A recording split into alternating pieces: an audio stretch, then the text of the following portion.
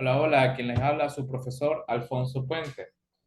Hoy seguimos hablando sobre los andinos. Vamos a hablar ahora sobre la dictadura de Juan Vicente Gómez. La amistad de Cipriano Castro con Juan Vicente Gómez se remonta a los tiempos de la lucha contra la revolución legalista de Joaquín Crespo. Derrotados, ambos debieron vivir como exilios en Colombia. La relación era estrecha e inconstitucional y juntos se embarcaron en la aventura de los 70 andinos que invadieron la capital venezolana en 1899 para hacerse del poder. Sin embargo, ya desde 1906 comenzaron a surgir rumores que ponían en tela de juicio la lealtad de Gómez hacia Castro, cuyo estado de salud comenzaba a deteriorarse. En una arriesgada maniobra política, Castro se retiró de la presidencia en abril de 1906 y dejó encargado a Gómez para comprobar si éste era realmente sería capaz de conspirar en su contra. Gómez, actuando con mucha astucia, comenzó una campaña para asegurar el regreso de Castro, basada en grandes actos públicos de apoyo al caudillo en diversas ciudades del pueblo. Con esas demostraciones de respaldo popular, Castro volvió a la presidencia fortalecido políticamente en 3 meses después, pero su estado de salud no mejoraba. En 1908, más confiado en la lealtad de Gómez, volvió a dejarlo encargado y viajó al exterior para buscar cura a su dolencia. Esta vez Gómez no dudó y puso fin a su larga amistad, haciéndose de la presidencia por medio de un golpe de Estado. Una vez en el poder, Gómez, al igual que su predecesor, se rodeó de amigos, compadres y paisanos que continúan junto su parentela, una especie de gran familia. El amiguismo y compadrismo andino seguía siendo la forma de hacer política. No obstante, el benemérito logró consolidar su liderazgo gracias a la creación de un amparo ideológico avalado por un grupo de destacados intelectuales que exaltaban la figura del gobernante a quien comenzaron a llamar el pacificador de Venezuela. ¿Por qué lo empezaron a llamar al pacificador de Venezuela?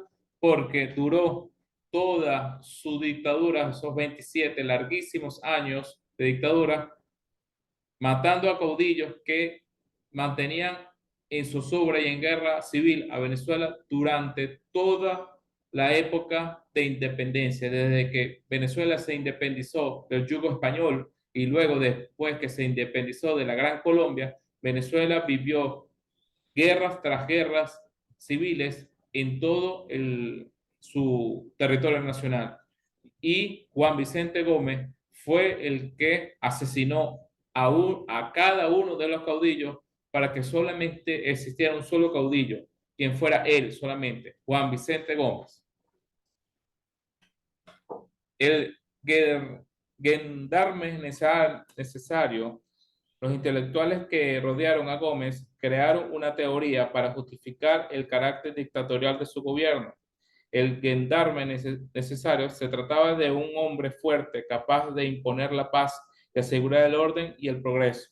Era una teoría alineada con la corriente del pensamiento positivista, según la cual los pueblos pasan por diversas etapas de evolución, sus características étnicas y las condiciones geográficas, y para cada una de ellas existe un régimen político apropiado.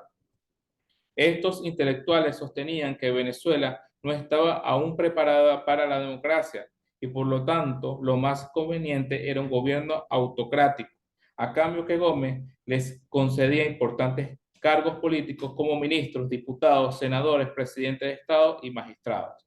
La teoría del gendarme necesario alcanzó su expresión más notable en la obra de Censarismo Democrático de Laureano Villanueva Lanz, una explicación histórica que justifica la perpetuación de Gómez en el poder, según esta corriente, la política venezolana después de 1830.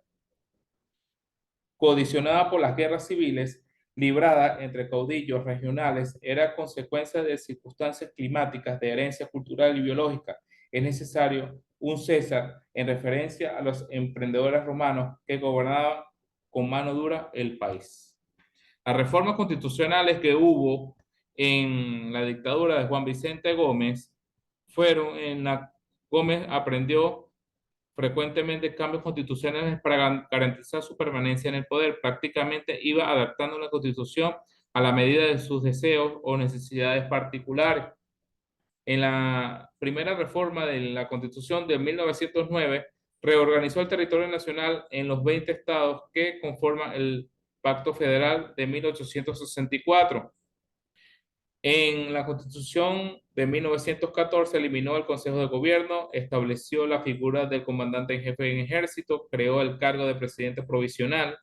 En la Constitución de 1925 eliminó una de las vicepresidencias, suprimió la prohibición al presidente de la República de permanecer más de 25 días fuera del Distrito Federal, otorgó al presidente la facultad de designar a los presidentes de los estados.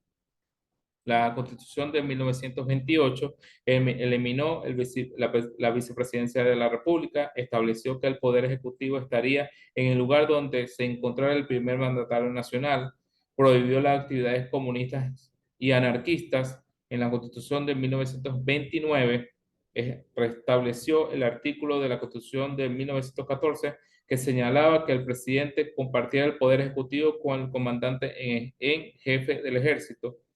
En la Constitución de 1931 unificó totalmente las funciones del presidente de la República y comandante en jefe del ejército. Actualmente, en la Constitución de 1999, el presidente de la República es también el comandante en jefe del ejército. Esto es todavía cosas que quedan de la historia que actualmente podemos ver en nuestra Constitución.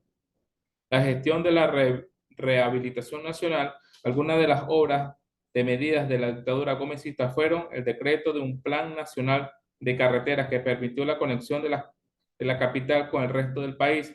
Se inauguró importantes vías entre las que destacaron la gran carretera trasandina y la gran carretera del sur y la carretera oriental. Uno de los cuentos que se dice de la historia es que sencillamente él tardaba mucho en dirigirse a todas esas fincas que él tenía alrededor del país. Él tenía una finca en cada estado, él tenía una finca en cada provincia y como tardaba mucho en llegar, él decidió hacer una red de caminos para llegar a sus fincas. Al final, cuando esa red de caminos unen a todas sus fincas, uno de los ministros le dice, presidente, no se acaba de dar cuenta que unificó a Venezuela. ¿Cómo es eso? Sí, porque toda esa red de caminos que unificaban su finca es una de las principales vías ahora actualmente para llegar más rápido a todas las provincias de Venezuela. Juan Vicente Gómez, una persona que nunca fue al colegio, era totalmente ignorante de la academia, él al final dijo, sí, ese era mi plan, unificar a Venezuela por una red de carretera. Y él lo que quería era realmente unificar su finca por unos caminos seguros donde él pudiera ir rápidamente. Esos son uno de los cuentos de la historia. La organización de la hacienda pública, lo cual permitió resolver inconvenientes fiscales propios de los gobiernos anteriores y otorgó la administración de los ingresos fiscales al ministro de Hacienda. Pagó la deuda externa y el reenfoque de la economía venezolana de agroexportadora a petrolera. Inicio de la telegrafía inalámbrica y creación del sistema de radiotelegráfica y radiotelegráfica nacional. Creación de la Oficina Nacional de Sanidad del Departamento de Ingeniería de Sanidad. Además que fue una de las peores dictaduras a nivel de toda la historia venezolana porque torturó y asesinó a todos sus opositores. No podía tener personas que hablaran más de la dictadura porque de una vez los encarcelaba y sencillamente los asesinaba y los dejaba preso de por vida. Esto es todo por el día de hoy. Espero que les haya gustado. Se despide de usted su profesor Alfonso Puente.